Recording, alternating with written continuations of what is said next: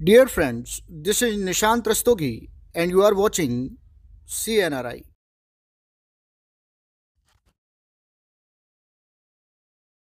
आइए अब इन क्वेश्चन को सॉल्व करते हैं।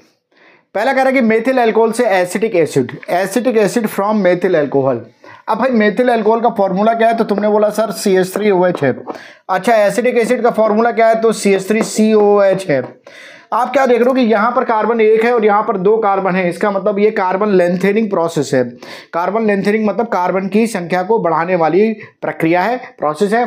तो चलो भैया इसको बढ़ाते हैं। तो सबसे पहले तो हमने क्या करा कि इसकी PCl5 के साथ रिएक्शन करा दी, तो ये बन जाएगा CH3Cl, यानी कि मेरे पास क्या था, मेथिल अल्कोहल, और हमने उसकी रिएक्शन करा दी PCl5 के साथ, तो ये बन जाएगा मेथिल क्लोराइड।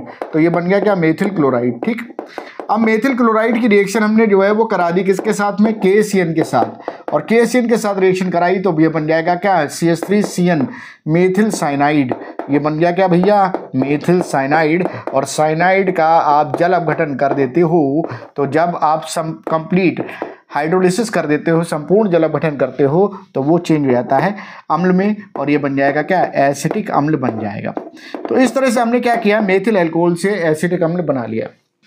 अगला कह रहा है डाइजोनियम लवण से क्लोरोबेंजीन। देखिए डाइजोनियम लवण से क्लोरोबेंजीन बनाना है, तो भाई डाइजोनियम लवण क्या है, तो बेंजीन के ऊपर अगर तुम N2Cl लगा देते हो, N2+ और Cl-, तो ये बन जाता क्या, बेंजीन डाइजोनियम क्लोराइड। बनाना तुमको क्या है, तो बनाना तुमको है क्लोरोबेंजीन, यानी कि बेंजीन के ऊपर तुमने लगा दी क्या, क्लोरीन, तो ये बन गया क्या, क्लोरोबेंजीन। चलो भैया ठीक है, तो क्लोरोबेंजीन ये बन गया। अब जरा देखो एक मिनट के लिए, यहाँ पर हम क्या करते हैं, सैंड में रिएक्शन कर देते हैं, Cu2Cl2 या CuCl होता है ये, और उसकी HCl के साथ रिएक्शन करा देते हैं। ठीक है ना, ज़्यादा टेम्परेचर 60 to 100 डिग्री सेल्सियस के आसपास ले लेते हैं, और यहाँ पर जो होता है वो क्लोरीनेशन हो जाता है। अभिक्रिया तुमको याद आ रही है, कौन सी है, सैंड मेयर अभिक्रिया। सैंड मेयर रिएक्शन जो है वो हम करा देते हैं और उससे ये बन जाता है। अगला कह रहा है भाई फिनॉल से बेंजीन, बहुत ज़्यादा इंपॉर्टेंट है और बहुत हल्की रिएक्शन है। फिनॉल क्या है, फिनाइल के ऊपर ऑल लगा दो, फिनाइल के ऊपर ऑल लगा दो तो बन जाएगा क्या, फिनॉल। तो भैया बन गया क्या, फिनॉल। और आपको इससे बनाना क्या है, इससे बनाना आपको है बेंजीन, तो यानी कि ये यहाँ ये बनाना है। तो हम करते क्या है, इसका बस तुम अगर सोचो तो तुमने क्या किया, केवल एक ऑक्सीजन हटा दिया यहाँ से। तो ऑक्सीजन हटाने के लिए जिंक के साथ में डिस्टिलेशन कर दीजिए, और यहाँ पर जो होगा वो क्या होगा, ZNO निकल जाएगा, और ये बन जाएगा क्या, बेंजीन बन जाएगा। तो यहाँ पर ये बेंजीन का निर्माण हो जाता है।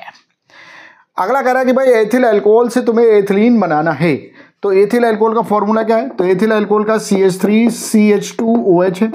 अच्छा, एथिलीन का फॉर्मूला क्या है, तो एथिलीन का फॉर्मूला है CH2 डबल बॉन्ड CH2, यानी कि यहाँ से तुमने क्या करा, जल निकाल दिया, यहाँ से क्या निकाल दिया, जल निकाल दिया, तो यहाँ से तुमने H2O निकाल दिया। अब H2O जहाँ पर भी निकालना होता है तो एक कंपाउंड याद आता है, कौन, concentrate H2SO4। But concentrate H2SO4 की अल्कोहल के साथ जो रिएक्शंस होती हैं वो टेम्परेचर पर डिपेंड करती हैं कि क्या प्रोडक्ट बनेगा क्या नहीं बनेगा। यहाँ पर अगर आपको एल्कीन बनाना है तो आपको 170 डिग्री सेल्सियस टेम्परेचर लेना पड़ता है।